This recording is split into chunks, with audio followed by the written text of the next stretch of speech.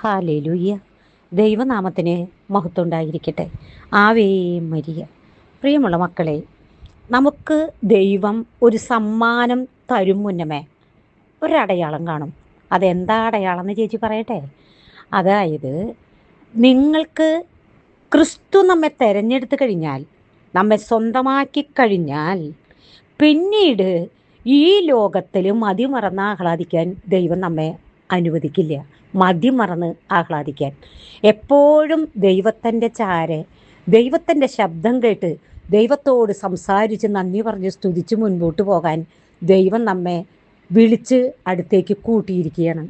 അതാണ് നമ്മെക്കുറിച്ചുള്ള ദൈവത്തിൻ്റെ പദ്ധതി. Praise the Lord.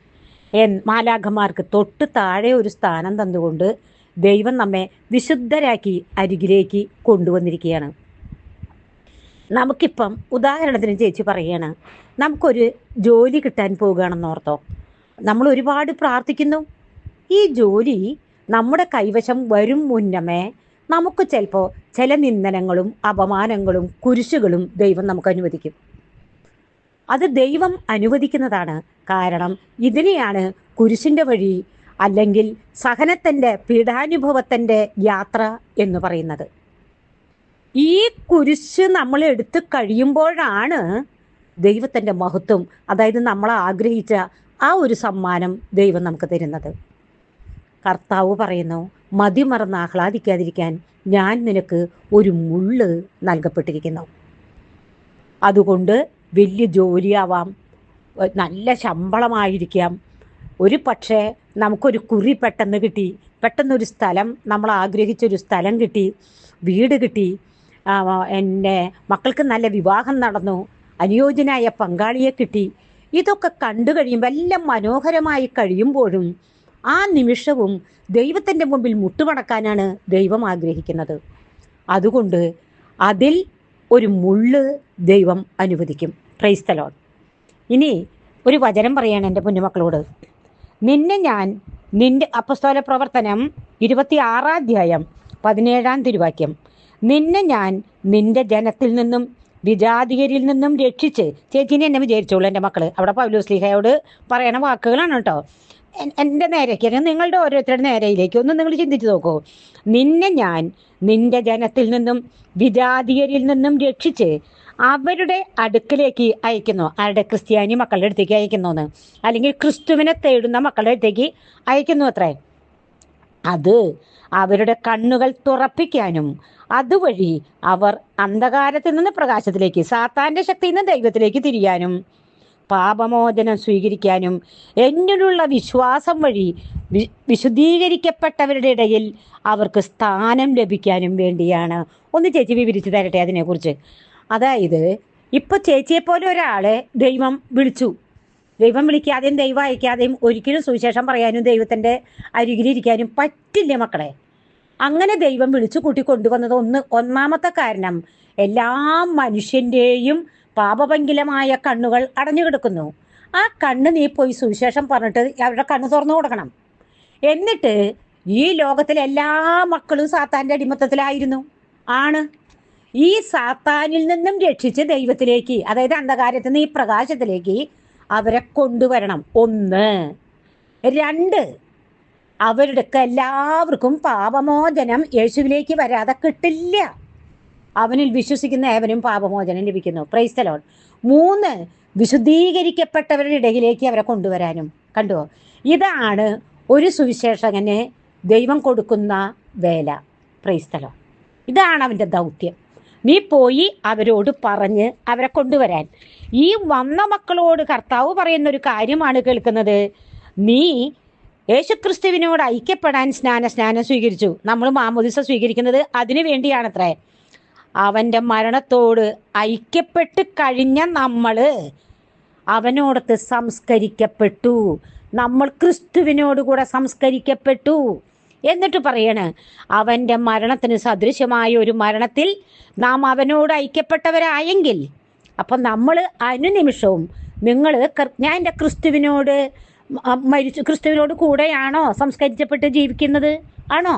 കണ്ടു, അവൻ്റെ മരണത്തിന് സദൃശമായ ഒരു മരണത്തിൽ നാം അവനോട് ആ കുരിശിൻ്റെ വഴിയിലൂടെ നമ്മൾ പോയോ? ഐക്യപ്പെട്ടവരായെങ്കിൽ അവൻ്റെ പുനരുത്ഥാനത്തിന് സദൃശമായ ഒരു പുനരുത്ഥാനത്തിലും അവനോട് ഐക്യപ്പെട്ടവരായിരിക്കും. എന്നിട്ട് പറയാ, അവൻ മരിച്ചു, അവനിപ്പോൾ ജീവിക്കുന്നു, എന്നേക്കുമായി അവൻ ഇനി ജീവിക്കുന്നു. എന്തിന്? ദൈവത്തിന് വേണ്ടി ജീവിക്കുന്നു. നമ്മളോടും പറയുന്നു ദൈവത്തിന് വേണ്ടി ജീവിക്കാൻ. ഇനി നിങ്ങളുടെ മർത്യ ശരീരത്തിൽ പിശാച് കിടന്നും ഭരണം നടത്താൻ, പിശാചിന് ഭരിക്കാൻ അവസരം കൊടുക്കരുത്. അടുത്തത് പറയണം, നിങ്ങൾ ഈ നിങ്ങളുടെ അവയവങ്ങൾ ഒരു കാലത്ത് നിങ്ങൾ അനീതിക്ക് വിട്ടുകൊടുത്തിരുന്നു, ഇല്ലേ? നമ്മളൊക്കെ പാപികളായിരുന്നു. നിങ്ങളുടെ അവയവങ്ങളെ അശുദ്ധിക്കും അനീതിക്കും അടിമകളായി സമർപ്പിച്ചതുപോലെ ഇപ്പോൾ അവയെ വിശുദ്ധീകരണത്തിന് വേണ്ടി നീതിക്ക് അടിമകളായി സമർപ്പിക്കുവിൻ. എന്നിട്ട് പറയാണ്, ഇന്ന് നിങ്ങൾ അങ്ങനെയൊക്കെ ജീവിച്ച ഒരു കാലഘട്ടത്തെക്കുറിച്ച് ചിന്തിക്കുമ്പോൾ അതുകൊണ്ട് എന്തെങ്കിലും കിട്ടിയോ? നമുക്ക് ലജ്ജാകരമായി തോന്നുന്നില്ലേ എന്ന് ചോദിക്കുന്നു. എന്നിട്ട് പറയുന്നു, ഇപ്പോൾ നിങ്ങൾ പാപത്തിൽ നിന്ന് മോചിതരായി ദൈവത്തിന് അടിമകളായിരിക്കുകയാൽ നിങ്ങൾക്ക് ലഭിക്കുന്നത് വിശുദ്ധീകരണവും അതിൻ്റെ അവസാനം നിത്യജീവനുമാണ്. ഹല്ലേലൂയ.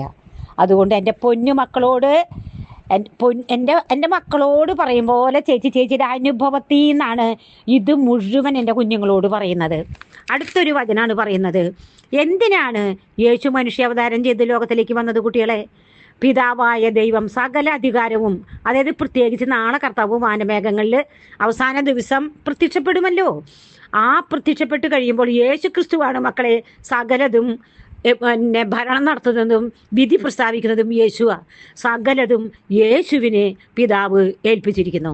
ദൈവത്തിൻ്റെ ആത്മാവ് നമ്മിൽ നിറച്ച് ദൈവത്തെ ആരാധിക്കാനാണ് ദൈവം നമ്മെ സൃഷ്ടിച്ചിരിക്കുന്നത്. ദൈവത്തിൻ്റെ ആത്മാവ് നമ്മിലേക്ക് തന്ന് നമ്മൾ നശിച്ചു പോകാതിരിക്കാൻ അനുദപിച്ച് പാപപരിഹാരം ചെയ്ത് സ്വർഗം ലക്ഷ്യമാക്കി ഓരോരുത്തരും ഈ ലോക ജീവിതം സ്വർഗീയ തുല്യമാക്കണമെന്ന് ദൈവം ആഗ്രഹിക്കുന്നു. അതിനെന്തു വേണം? ആദ്യം സുവിശേഷം കേൾക്കണം. എങ്ങനെ കേൾക്കുക? റോമ 10:14 പറയാണ്, സുവിശേഷം പറഞ്ഞ് മറ്റുള്ളവർ യേശുവിനെ കുറിച്ച് കേൾക്കാൻ പ്രസംഗങ്ങളില്ലാതെ എങ്ങനെ കേൾക്കുക? 2, അയക്കപ്പെടുന്നില്ലെങ്കിൽ എങ്ങനെ പ്രസംഗിക്കും? 3, സുവിശേഷം പ്രസംഗിക്കുന്നവരുടെ പാദങ്ങൾ എത്ര സുന്ദരെന്ന്.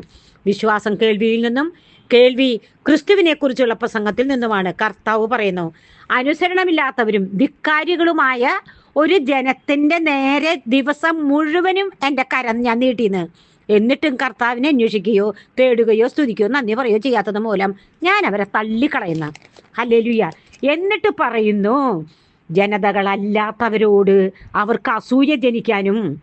കണ്ടോ, ബുദ്ധിയില്ലാത്തൊരു ജനതയെ കൊണ്ട് ഞാൻ നിങ്ങളെ പ്രകോപിപ്പിക്കുന്നു.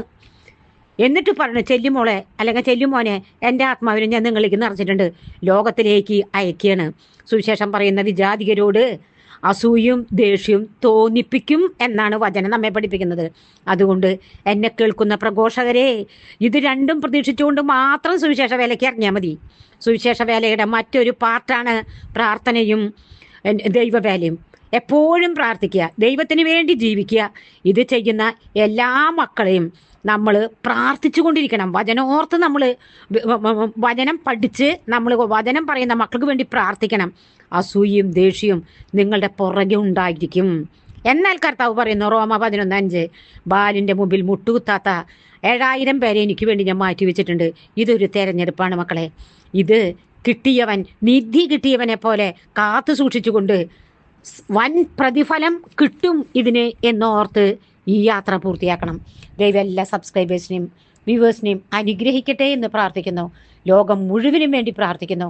അമ്മേ മാതാവേ, നീതിമാനായ വിസ്തയവസേ പിതാവേ, അപ്പസ്തോല ഗണങ്ങളെ, മാലാഖമാരെ, വിശുദ്ധരെ, നിങ്ങൾ ഞങ്ങൾക്കായി പ്രാർത്ഥിച്ചതിന് നന്ദി. തുടർന്നും ഞങ്ങൾക്ക് വേണ്ടി പ്രാർത്ഥിക്കണമേ എന്ന് താഴ്മയോടെ യാചിച്ചുകൊണ്ട് നിത്യം പിതാവും പുത്രനും പരിശുദ്ധാത്മാവുമായ സർവശക്തനായ ദൈവമേ, ആമേൻ.